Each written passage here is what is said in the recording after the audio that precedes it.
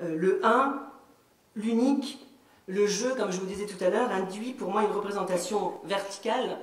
de la peau vers la profondeur. Et je pense vraiment, sans coquetterie, que mes romans ne sont pas profonds, qu'ils sont plans, et qu'ils se tiennent dans le plan de la page, littéralement, qu'il n'y a rien à trouver dessous, derrière ou dedans, qu'il suffit de lire, au fond, tout simplement.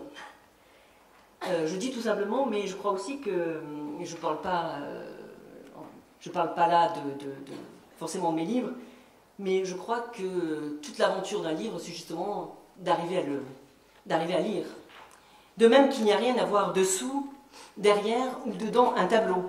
qu'il suffit en somme de voir. Je dis qu'il suffit en somme de voir, et je sais qu'il n'y a rien de plus difficile au fond que de voir. Et pour moi, tout l'enjeu de ces textes que je vous ai dit de commande sur la peinture, mais auxquels je me plie finalement, c'est d'essayer d'y voir quelque chose, pour faire allusion à ce titre magnifique de Daniel Arras, on n'y voit rien. Et donc en somme, ce que je pense profondément, c'est qu'il n'y a pas de secret dans mes livres, pas d'histoire enfouie, surtout pas de sale histoire enfouie, comme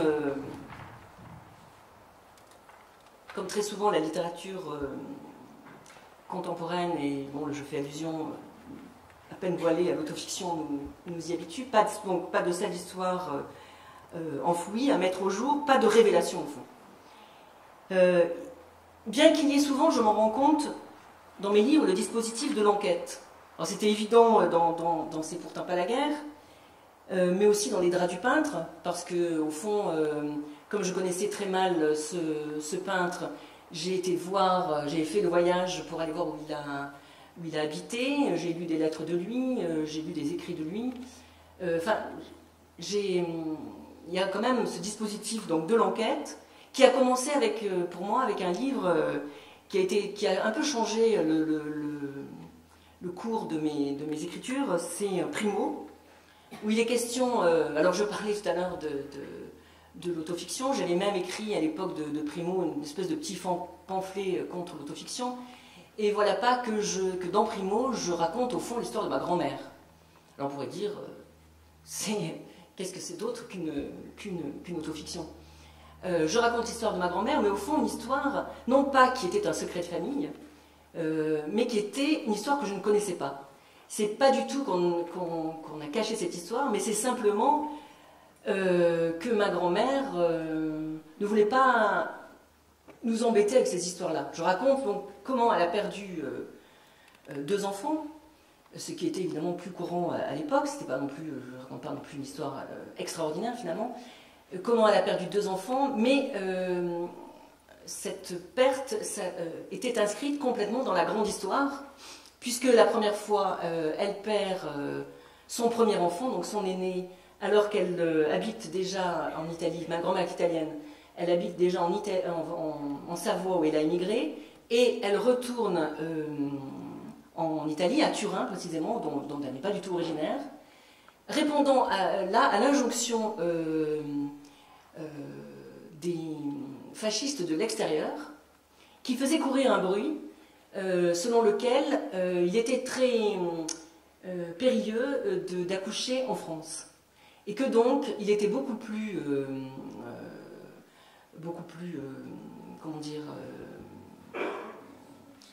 rationnel, beaucoup plus sûr, pardon, d'aller accoucher à Turin, précisément, où en outre, les femmes étaient prises en charge, donc ma grand-mère n'était pas très fortunée, elles étaient totalement prises en charge par une institution catholique. Donc c'était assez... Ma grand-mère, évidemment, n'avait pas du tout la perception que c'était les fascistes de l'extérieur qui faisaient courir cette rumeur, mais n'empêche qu'elle en a été la victime, si j'ose dire. Et donc elle a fait le voyage jusqu'à Turin avec son premier enfant qui était né, lui, en Italie. Alors évidemment, le but du jeu, pour vous en doutez, pour ces fascistes de l'extérieur, c'était de faire naître des petits Italiens. Et donc elle a accouché de son deuxième enfant à Turin. Et dans cette opération, si j'ose dire, elle a perdu son premier enfant qui s'appelait Primo, qui a été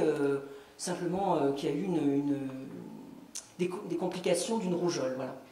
Mais il y a eu toute une mythologie autour de cette mort, parce que les sœurs, évidemment,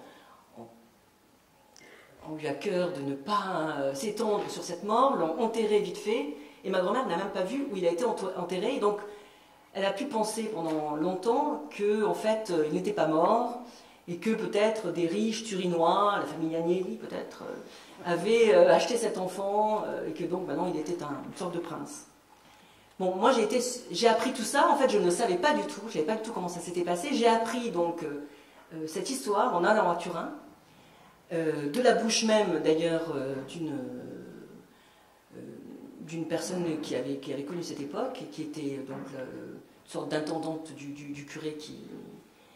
qui restait sur place. Et puis j'ai appris des choses aux archives. De sorte que je n'ai pas du tout eu l'impression de revenir en arrière, ou d'écrire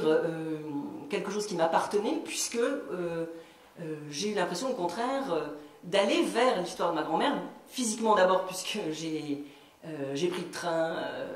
puis la voiture, enfin bref, je vous passe les détails pour faire cette enquête, mais aussi parce que j'ai appris des choses que ma grand-mère même ignorait. Donc il y avait cette sorte de conversation post-mortem, puisque j'ai écrit aussi ce livre parce que ma grand-mère n'était plus. Et j'ai eu cette sorte de conversation avec elle, où j'essayais aussi de la persuader de ce que j'avance, mais je suis sûre qu'elle n'y aurait pas cru d'ailleurs.